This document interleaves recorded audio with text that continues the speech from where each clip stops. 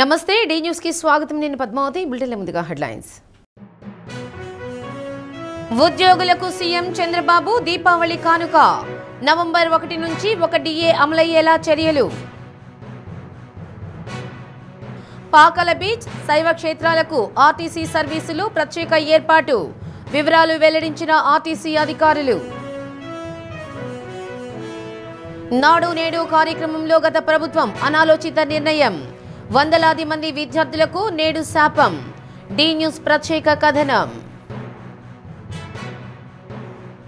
రాష్ట్ర ప్రభుత్వ ఉద్యోగులు ఎన్నాళ్లుగానో ఎదురు చూస్తున్న డిఏ అంశంపై సీఎం చంద్రబాబు సానుకూలంగా స్పందించారు.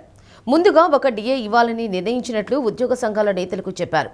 ఉద్యోగ సంఘాలతో మంత్రివర్గ ఉపసంఘం చర్చల అనంతరం సీఎం చంద్రబాబు మంత్రులతో ఉద్యోగ సంఘాల నాయకులతో సమావేశం నిర్వహించారు. ఎన్నికల హామీల్లో భాగంగా రాష్ట్రంలో సూపర్ 6 పథకాలను చాలా వరకు అమలు చేయగలిగామని, ఈ నేపథ్యంలో ఉద్యోగులకు ఏమీ చేయలేకపోయామని సీఎం చంద్రబాబు అన్నారు. రాష్ట్రంలో ఆర్థిక పరిస్థితి మరింత ఇబ్బందికరంగా తయారు కావడంతో ప్రాధాన్యత క్రమంలో సమస్యల పరిష్కారానికి ప్రభుత్వం చిత్తశుద్ధితో ఉందని అన్నారు. ప్రకటించిన డిఏని నవంబర్ 1వ తేదీ ఉద్యోగుల ఖాతాల్లో జమ చేస్తామని, తద్వారా ప్రభుత్వంపై ప్రతి నెల 160 కోట్లు అదనపు భారం పడుతుందని తెలిపారు. పోలీసులకు ఈఎల్ ఒక ఇన్స్టాల్మెంటు 105 కోట్లు ఇప్పుడు చెల్లిస్తామని, తదుపరి ఇన్స్టాల్మెంటు జనవరిలో ఇస్తామని అన్నారు. 60 రోజుల్లోపు రాష్ట్ర ప్రభుత్వ ఉద్యోగుల మెడికల్ క్లెయిములను క్రమబద్ధీకరిస్తామని హామీ ఇచ్చారు. వీళ్ళు హుషారుగా ఉంటేనే నేను అనుకున్న పనులు కూడా సుజావుగా జరుగుతాయి. అందుకే పిలిపించి మార్నింగ్ అంతా కూడా మాట్లాడాం. మొన్నటి నుంచే మేము ఎక్సర్సైజ్ చేస్తున్నాం. మా ఫైనాన్స్ అయితే క్లియర్గా చెప్తున్నారు, చేతులు ఎత్తేసే పరిస్థితి వస్తే మీరు చేతులు ఎత్తేస్తే లాభం లేదు, ఏదైనా కానీ చేయాల్సిందే, అవసరమైతే ఎట్లా అడ్జస్ట్ చేయాలని చేద్దామని చెప్పి గట్టిగా మాట్లాడి మొత్తం అడ్జస్ట్ చేసుకుంటూ వచ్చి కొన్ని నిర్ణయాలు తీసుకున్నాం.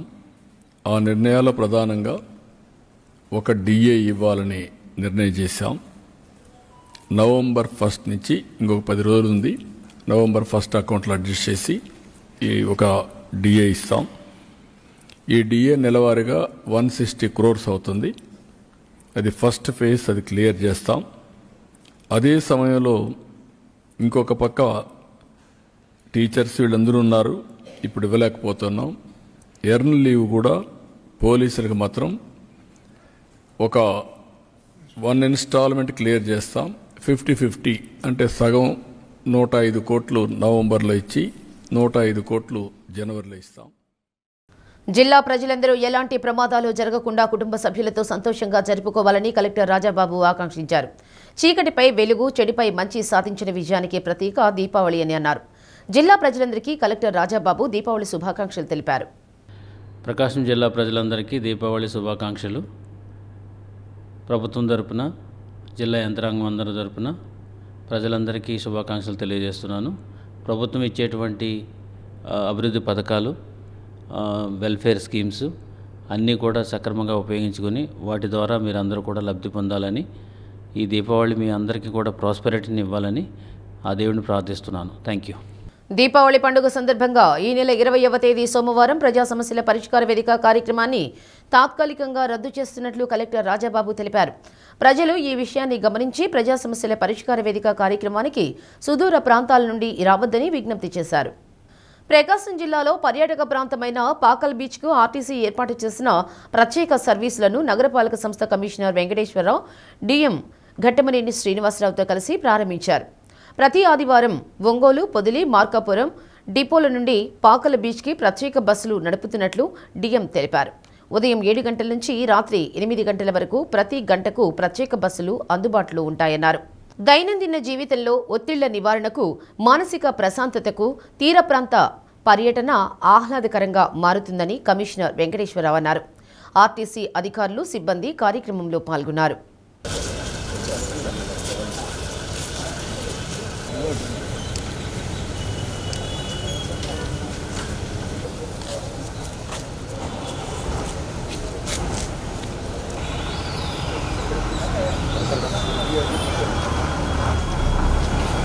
ఒంగోలు ఆర్టీసీ డిపో నుంచి మరి పాకాల బీచ్కి ప్రత్యేకమైనటువంటి బస్సులు ప్రతి ఆదివారం నిర్వహించడం చాలా ఆనందదాయకం. ఎందుకంటే మనకు ఇటీవల కాలంలో యాంత్రిక జీవితంతో విసిగిపోయినటువంటి ప్రజలకు సండే వస్తూనే వారి కుటుంబ సభ్యులు పిల్లలతో వెళ్ళి హాయిగా విహరించాలని, సముద్ర తీరంలో ప్రకృతితో మమేకం అవ్వాలని ప్రతి ఒక్కరూ కోరుకుంటున్నారు. చిన్న వృత్తులు చేసుకునే వారి దగ్గర నుంచి పెద్ద పెద్ద ఉద్యోగాలు చేస్తున్న ప్రతి ఒక్కరు కూడా ప్రకృతిలో మమేకమై ఆ ఆనందాన్ని ఎంజాయ్ చేసేటువంటి రోజు సండే. కాబట్టి ఎవ్రీ సండే మనకు పాకాల బీచ్కి మన ఒంగోలు నగరం నుంచి ప్రతి గంటకు బస్సు వేయడం అనేటువంటిది చాలా మరి ప్రజలంతా కూడా ఈ విషయాన్ని తెలుసుకోవాలని మీడియా ద్వారా వారందరికీ కూడా ప్రతి గంటకు రాత్రి 8 గంటల వరకు ఈ సర్వీసెస్ నడుపుతుండడం మరి ఆర్టీసీ వాళ్ళు ప్రజలను దృష్టిలో పెట్టుకొని ఇటీవల కాలంలో మనకు పర్యాటక రంగానికి మన ఆంధ్రప్రదేశ్ రాష్ట్ర ప్రభుత్వం ఇస్తున్నటువంటి ప్రత్యేకమైనటువంటి పరిస్థితులు ఉన్నాయి కాబట్టి ప్రజలు దీన్ని ఉపయోగించుకోవాలని చెప్పేసి వారందరికీ కూడా మీడియా ద్వారా తెలియజేస్తున్నాం. తీర ప్రాంతంలో పాకల ఒక పెద్ద పర్యాటక క్షేత్రంగా, పర్యాటక కేంద్రంగా ప్రజల్ని, పర్యాటకుల్ని, యువకుల్ని, విద్యార్థుల్ని ఆకర్షించే విధంగా అక్కడ వాతావరణం నెలకొని ఉంది. ఈ పరిస్థితిలో ఆ కేంద్రాన్ని, పాకల కేంద్రాన్ని ఒక పర్యాటక కేంద్రంగా అభివృద్ధి చేయాలనేటువంటి దృష్టి ఈరోజు జిల్లా పాలనా యంత్రాంగం చేస్తున్నది, ఆ కృషి చేస్తున్నది. అందులో భాగంగా ఏపీఎస్ఆర్టీసీ వారు కూడా ప్రస్తుతానికి ప్రతి ఆదివారం గంటకి ఉదయం 7 గంటల నుండి రాత్రి 8 వరకు గంటకి ఆర్టీసీ బస్సులు పాకలకు నిర్వహించాలని చెప్పేసి ఆర్టీసీ కూడా నిర్ణయించింది. అందులో భాగంగా ఈరోజు మన గౌరవ మున్సిపల్ కమిషనర్ గారు శ్రీ కోడూరు వెంకటేశ్వరరావు గారి చేతుల మీదుగా ఈరోజు ఈ బస్సుని మనం ప్రారంభించుకుంటున్నాం. ప్రజలకి, యువకులకి మనము ప్రకృతిని ప్రేమిద్దాం, పర్యావరణాన్ని సంరక్షించుకుందాం అనేటువంటి నినాదంతో ఈరోజు ఇలాంటి ప్రకృతితో కూడినటువంటి పర్యావరణ కేంద్రాలకి ప్రజలను మూవ్ చేసే విధంగా, ప్రజలు ఆకర్షించబడే విధంగా మనము ఈ చర్యలు తీసుకుంటా ఉన్నాం. కాబట్టి ప్రజలు దీన్ని వినియోగించుకోవాలి. ప్రజల ఆరోగ్యం, సంక్షేమం కోసం రాష్ట్ర ప్రభుత్వం కృషి చేస్తుందని విద్యుత్ శాఖ మంత్రి గొట్టిపాటి రవికుమార్ అన్నారు. ముఖ్యమంత్రి సహాయ నిధి నుంచి 29 మంది లబ్ధిదారులకు మంజూరైన చెక్కులను చిలకలూరిపేట క్యాంపు కార్యాలయంలో అందజేశారు. అనారోగ్యంతో బాధపడుతున్న వారికి రాష్ట్ర ప్రభుత్వం ఎన్టీఆర్ వైద్య సేవ, సీఎం రిలీఫ్ ఫండ్ సాయంతో అండగా నిలుస్తుందన్నారు. ఎన్టీఆర్ వైద్య సేవను ప్రభుత్వ ఆసుపత్రులలో కూడా విస్తరించినట్లు చెప్పారు. కార్యక్రమంలో నాయకులు తదితరులు పాల్గొన్నారు.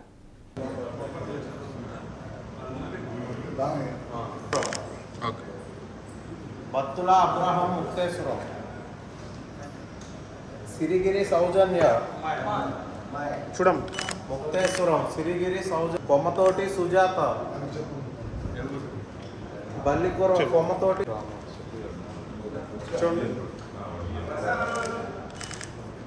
పినప ఝాన్సీ, ఆశా కిరణ్.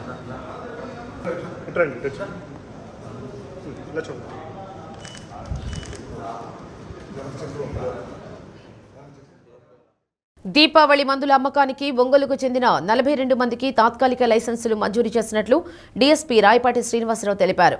పీవీఆర్ బాలుర పాఠశాల మైదానంలో ఇచ్చిన 42 షాపుల్లో తప్ప ఎవరైనా అనధికారికంగా షాపులు నిర్వహిస్తే కఠిన చర్యలు తప్పవని హెచ్చరించారు. దీపావళి మందుల అమ్మకాల సమయంలో ఎటువంటి ప్రమాదాలు జరగకుండా యజమానులు అన్ని జాగ్రత్తలు పాటించాలని కోరారు. ఒంగోలు సబ్ డివిజన్ పరిధిలో 82 షాపులకు అనుమతులున్నాయని చెప్పారు. క్రాకర్స్ కాల్చే సమయంలో ప్రజలు అన్ని రకాల జాగ్రత్తలు తీసుకుని పండుగ వాతావరణంలో దీపావళి జరుపుకోవాలని కోరారు. పీవీఆర్ హైస్కూల్ మైదానంలో ఏర్పాటు చేసిన షామియానాలు ఇబ్బందికరమని వెంటనే తొలగించాలని ఇన్ఛార్జి ఆర్డీఓ కళావతి ఆదేశించారు. వాహనాలు మైదానం బయట పార్కింగ్ చేయాలని, దానికి సంబంధించి పోలీసు బందోబస్తు కూడా ఏర్పాటు చేసినట్టు చెప్పారు. జిల్లా అగ్నిమాపక శాఖ అధికారి శ్రీకాంత్ రెడ్డి షాపులను తనిఖీ చేశారు.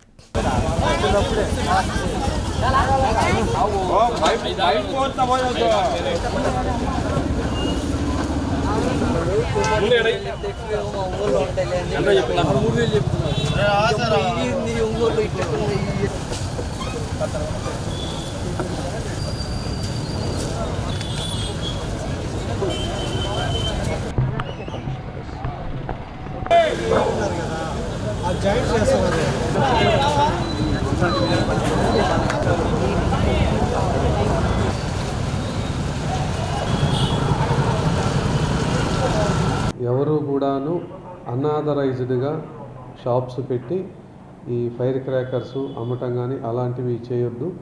ఎందుకంటే జిల్లా కలెక్టర్ గారి వైపు నుంచి లైసెన్సింగ్ పర్మిషన్ తీసుకున్నటువంటి వాళ్ళు అంటే ఆర్డీఓ గారు ఇచ్చారు కలెక్టర్ గారి తరఫున. అటువంటి పర్మిషన్ తీసుకున్నటువంటి వాళ్ళు, టెంపరీ లైసెన్స్ తీసుకున్నటువంటి వాళ్ళు మాత్రమే ఈ షాప్స్ నడుపుకోవాలి. అన్నీ కూడాను మొత్తం సబ్ డివిజన్లో సుమారు 82 షాప్స్కి టెంపరీ లైసెన్సు ఇవ్వటం జరిగింది.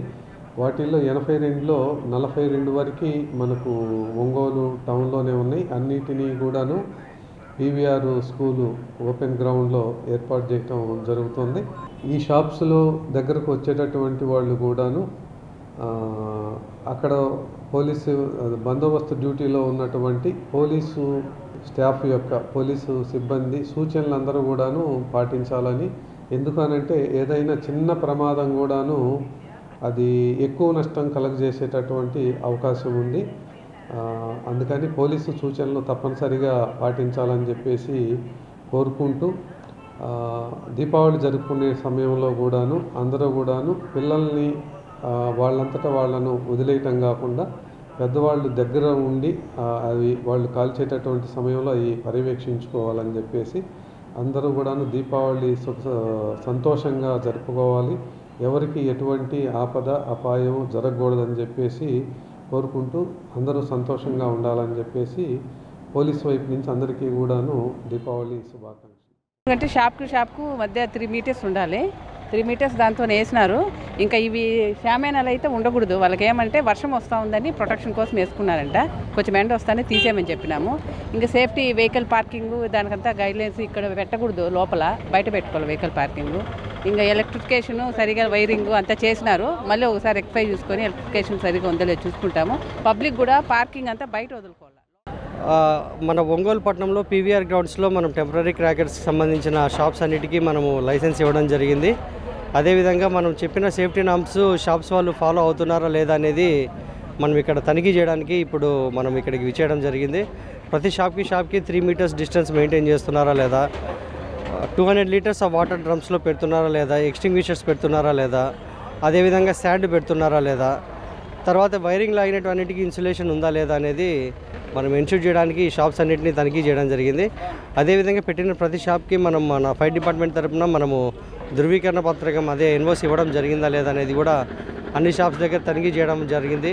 అదేవిధంగా షాప్ ఓనర్కి ప్రతి ఒక్కరికి మేము చెప్పాము, చైనీస్ క్రాకర్స్ కానీ ఇతరాత్ర నాటుటి కానీ ఇక్కడ ఏమీ విక్రయించొద్దని చెప్పేసి మనం ఈ షాప్స్ ఓనర్స్కి కూడా మనం చెప్పడం జరిగింది. సో వాటిలో భాగమే ఇవాళ రేపు మా ఆఫీసర్స్ తరఫున నేను కానీ మా ఏడిఎఫ్ఓ కానీ ప్రతిరోజు ఒక 3-4 సార్లు ఇక్కడ విజిట్ చేయడం జరుగుతుంది. అదేవిధంగా మా ఫైర్ అవుట్ పోస్ట్ అనేది గ్రౌండ్లో ఒకటి పెడుతున్నాము. ఒక ఫైర్ ఇంజిన్ ఇక్కడే ప్లేస్ చేస్తాము. అదేవిధంగా ఒక 7 మందిని మనుషులను కూడా ఇక్కడ ప్లేస్ చేసి రౌండ్ ద క్లాక్ ఏం అంటువర్డ్ ఇన్సిడెంట్ జరగకుండా ఇక్కడ చూసుకోవడానికి ఫైర్ డిపార్ట్మెంట్ తరఫున అన్ని జాగ్రత్తలు తీసుకుంటున్నాము. పవిత్ర కార్తీక మాసాన్ని పురస్కరించుకొని పంచారామ క్షేత్రాలతో పాటు శైవ క్షేత్రాలకు ఏపీఎస్ ఆర్టీసీ ప్రత్యేక బస్సులు ఏర్పాటు చేసినట్లు రీజనల్ మేనేజర్ సత్యనారాయణ తెలిపారు.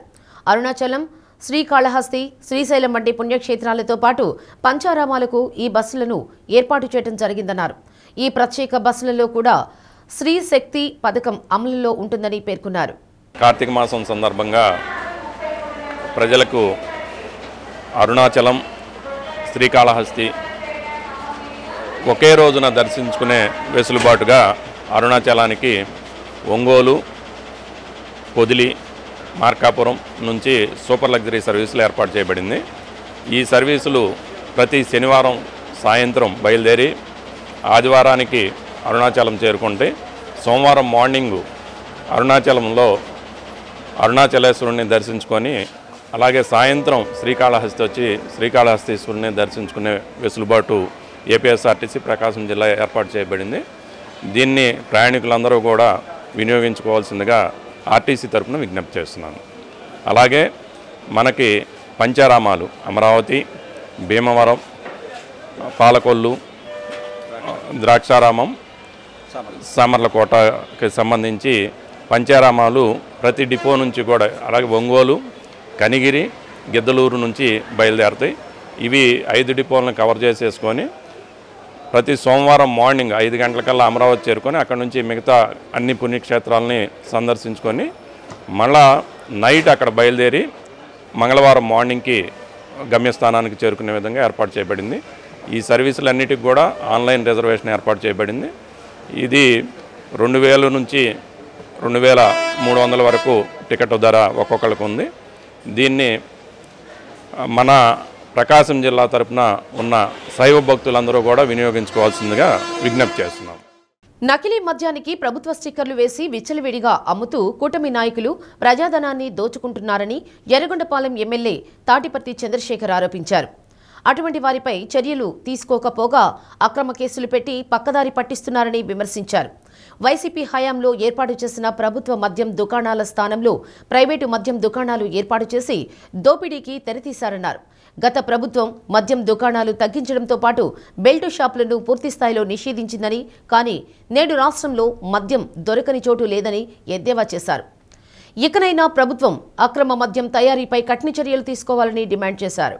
మద్యం చంద్రబాబు నాయుడు గారి యొక్క కుటీర పరిశ్రమ. అది చంద్రబాబు నాయుడు గారు నారావారి నకిలీ సారాని నాణ్యమైనటువంటి సారా పేరుతో స్టిక్కర్లు వేసేసి అమ్ముతున్నాడు. ఈ రాష్ట్రంలో ఈ వ్యాపారాన్ని చేస్తుంది ఎవరో కాదు, తెలుగుదేశం ఇన్ఛార్జీలు, తెలుగుదేశం నాయకులు, చంద్రబాబు నాయుడు గారి అతి దగ్గర వ్యక్తులు. ఇవి ఒకచోట బయటపడ్డది, ఒకచోట కాదు కదా. ఇది డిస్ట్రిబ్యూటర్స్గా ఇచ్చినట్టుగా ఒక కొత్త స్కామ్ని, ప్రభుత్వ మద్యం ప్లేస్లో ప్రైవేటు మద్యం. గతంలో ప్రభుత్వమే మద్యం దుకాణాలని కంట్రోల్ చేసి విపరీతంగా సేల్స్ తగ్గిస్తే ఇప్పుడున్నటువంటి మొద్దు దొంగల ప్రభుత్వం ఇప్పుడు ఏం చేస్తుంది? విచ్చలవిడిగా మద్యం షాపుల్ని పెంచేసింది, విచ్చలవిడిగా నకిలీ మద్యాన్ని తరలించేసి షాపుల నిండా నింపేసింది. గతంలో 10%కి పైగా ప్రతి సంవత్సరం మద్యం అమ్మకాలలో గ్రోత్ కనపడేది, లాభాలు ఎక్కువ వచ్చేది 10%. ఇప్పుడు ఏకంగా తగ్గిపోయాయి, 3% కన్నా ఇంకా దిగజారిపోయింది.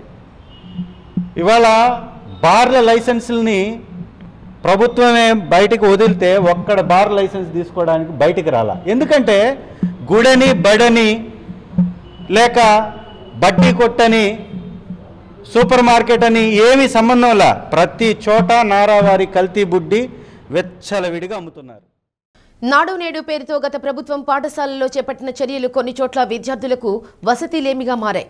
సరైన ప్రణాళిక లేకుండా హడావుడిగా చేపట్టిన నిర్మాణాలతో విద్యార్థులు ఆటపాటలకు దూరమయ్యారు. వివరాల్లోకి వెళితే ఒంగోలు రామ్నగర్ మున్సిపల్ పాఠశాలలో అంగన్వాడీ కేంద్రం, ప్రాథమిక పాఠశాల, ఉన్నత పాఠశాలలు ఉన్నాయి. ప్రస్తుతం ఇక్కడ అంగన్వాడీ కేంద్రంలో 21 మంది చిన్నారులు, ప్రాథమిక పాఠశాలలో 120 మంది విద్యార్థులు, ప్రాథమికోన్నత పాఠశాలలో 323 మంది విద్యార్థులు ఉన్నారు. మొత్తం మీద స్కూళ్లలో 464 మంది విద్యను అభ్యసిస్తున్నారు.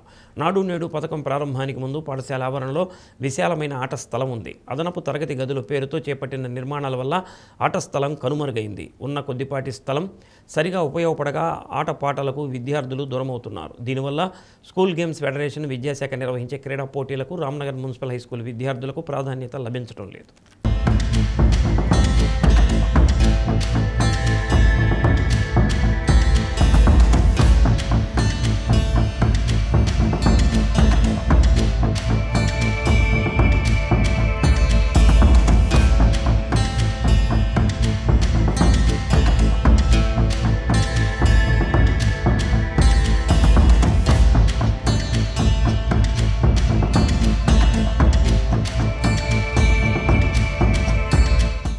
రచయిత అనే వ్యక్తి అలుపెరగని విధంగా ప్రజా సాంస్కృతిక ఉద్యమ రచనలు ప్రజలకు అందించినప్పుడే ఆ రచయిత మనుగడ కొనసాగుతుందని జాన సాహితీ అధ్యక్షులు దివికుమార్ అన్నారు.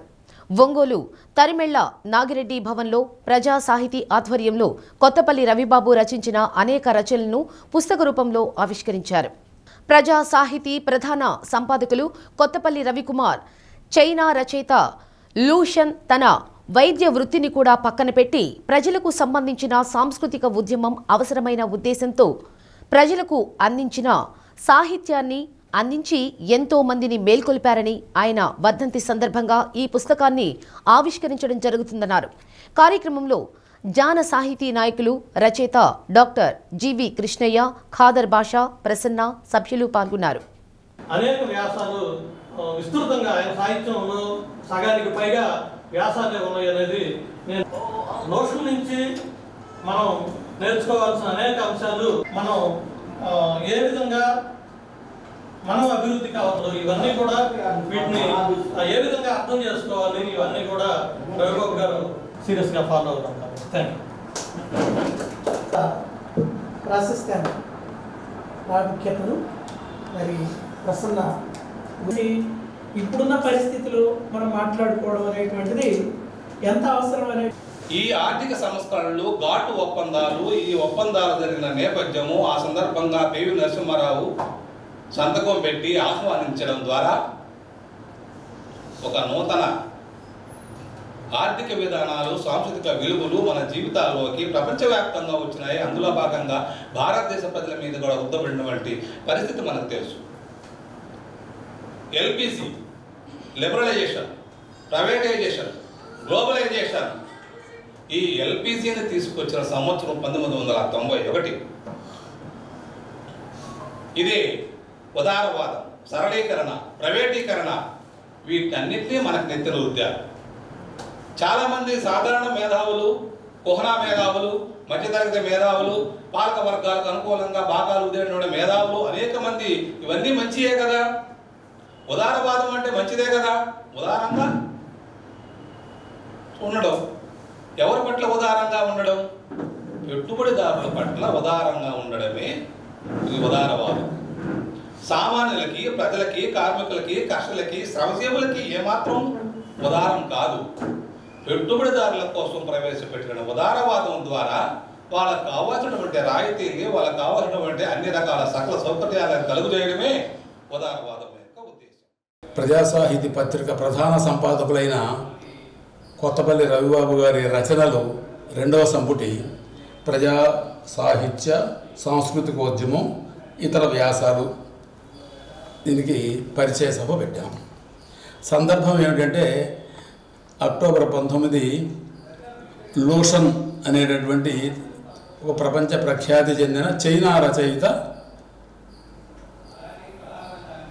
పుట్టినరోజు వాళ్ళ. అది ఆయన మరణించిన రోజు, పుట్టినరోజు కాదు, మరణించిన రోజు. ఆ సందర్భంగా అంటే ఇవాళ 89వ వర్ధంతి అయింది. ఆ సందర్భంగా జరుగుతున్నటువంటి సభ అన్నమాట ఇది. ఇక్కడ మనకి ఇది రవిబాబు గారి వ్యాసంలో లోషన్ గురించినటువంటిది కూడా చాలా ముఖ్యమైన వ్యాసం ఉంది. అంటే ఇంతకీ ఇప్పుడు మనం రవిబాబు గారు ఎవరు ఏమిటి అనేది తెలుసుకోవాలి. ఆయన 60 సంవత్సరాలకు పైగా సాహిత్య రంగంలో ఉన్నటువంటి చాలా సీనియర్ రచయిత. ఆయన 40-50 సంవత్సరాలుగా ఉన్నటువంటి జనసాహితీ సంస్థకి ఆయన ప్రధాన కార్యదర్శిగా చాలా కాలం పనిచేశారు. తర్వాత ప్రజా సాహిత్య పత్రికకి మొదటి నుంచి కూడా ఆయన ప్రధాన సంపాదకులుగా ఉంటూ వచ్చారు, ఇంకా ఉన్నారు. క్షీరసాగరం మదనంలో ఆవిర్భవించిన ధన్వంతరి జయంతి ఉత్సవాన్ని ఒంగోలు లాయర్పేట హిందూ ధర్మ ప్రచార పరిషత్ ప్రాంగణంలో ఘనంగా నిర్వహించారు. ధన్వంతరి ఆయుర్వేద వైద్య విధానం ద్వారా నాటి నుంచి నేటి వరకు ఎందరికో ప్రాణదాతగా నిలిచారన్నారు. పరాంకుశం నారాయణాచార్యులు, ఆయుర్వేద వైద్యులు సుదర్శన చక్రవర్తి, కానాల చక్రవర్తి, ఆదిమూలం సుబ్బారావు, పిఎస్ బాబు, వేల్పూరి రామారావు, నూతక్కి సురేష్, బ్రహ్మణాచారి, ఆచారపు రాఘవాచారి, నూతలపాటి శ్రీ వీరబ్రహ్మచారి తదితరులు పాల్గొన్నారు.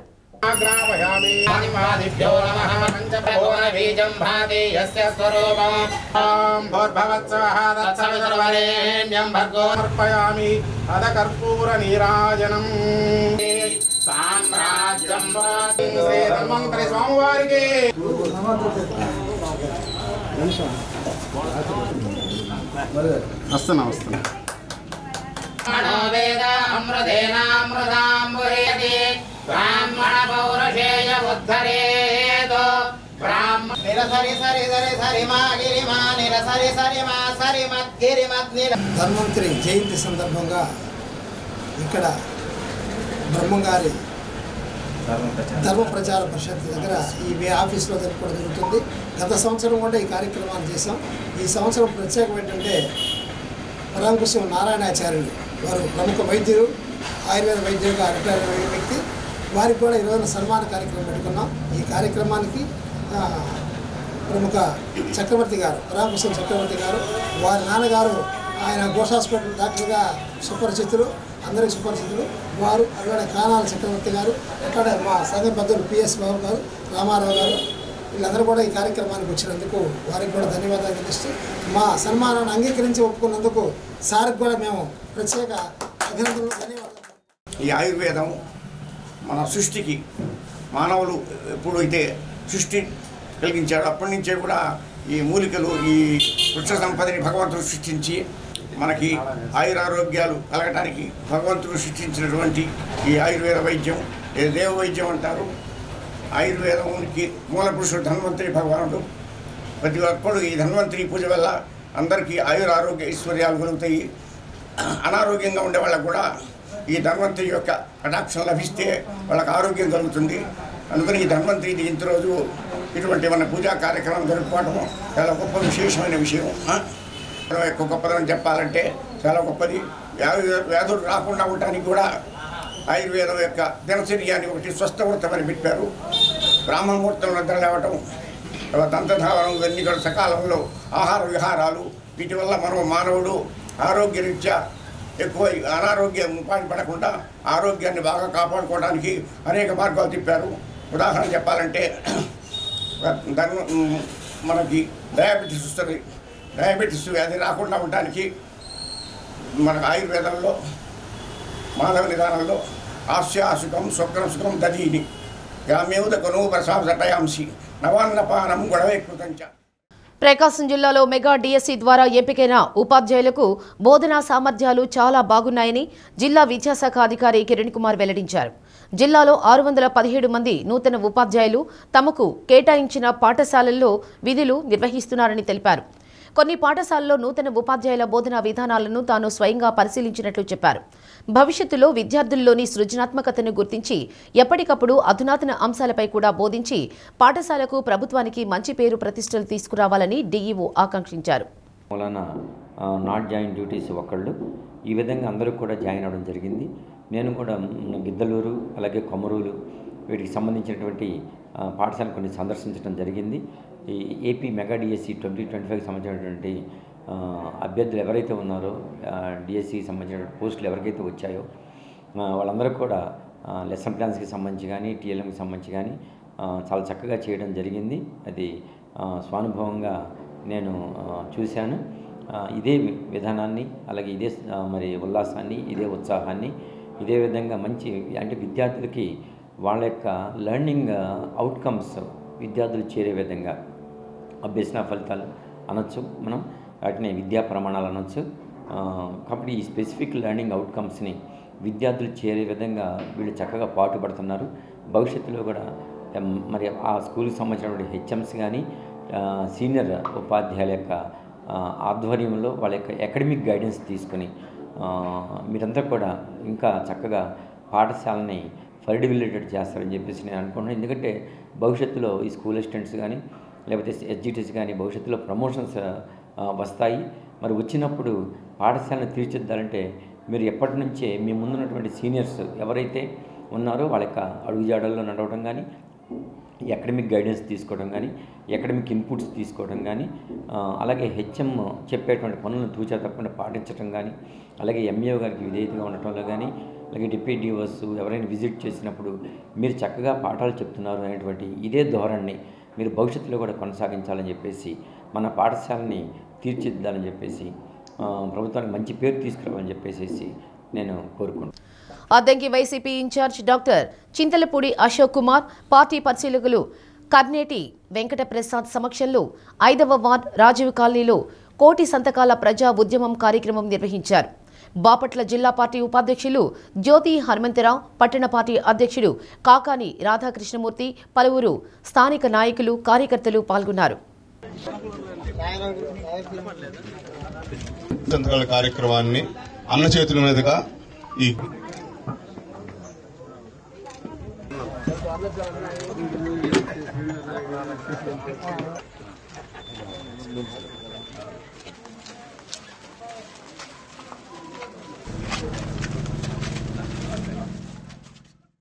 ఎన్నో లక్షల మంది ప్రజలకు ఉపయోగపడి లక్షలు కూడా కాదు, కోట్ల మందికి ఉపయోగపడేటువంటి మెడికల్ కాలేజీని కంప్లీట్ చేయడానికి కావాల్సింది 5,000 కోట్లండి. ఆ 5,000 కోట్లు ఇచ్చి మీరు ఇన్ని కోట్ల మంది ప్రాణాలని కాపాడలేరా? ఎందుకు మీరు ప్రైవేటైజేషన్ చేస్తున్నారు? కొంతమంది మేధావులు అంటారు ప్రైవేటైజేషన్ వేరు, పీపీపీ విధానం వేరు అని. ఎంతమందికి తెలుసు? అపోలో హాస్పిటల్ ఇక్కడ ప్రతి ఒక్కరికి తెలిసి ఉంటుంది కదా.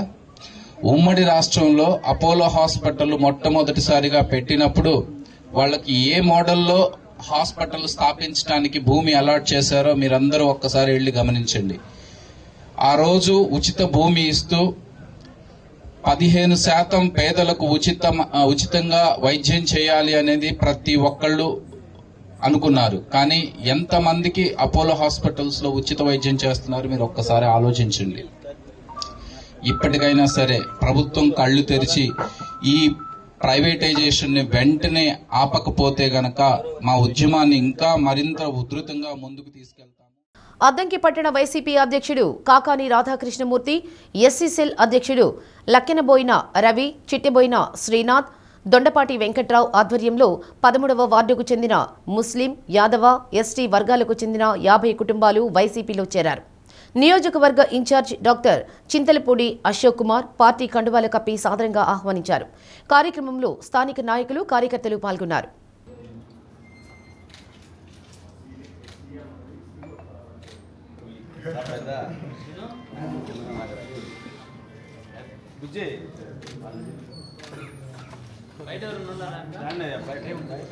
మసాలా రండి.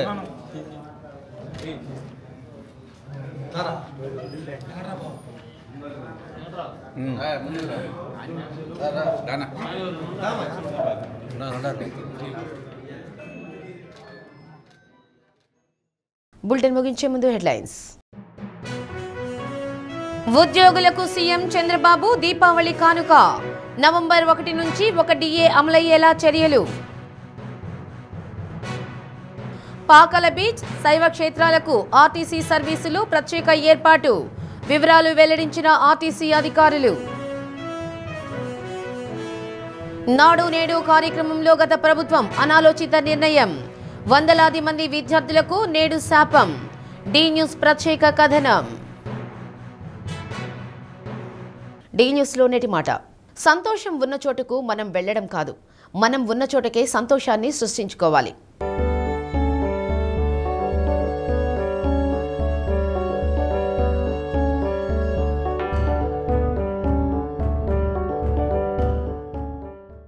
ఇవి బులెటిన్ విశేషాలు. తిరిగి మరో బులెటిన్లో మళ్ళీ కలుద్దాం. అంతవరకు సెలవు. నమస్తే.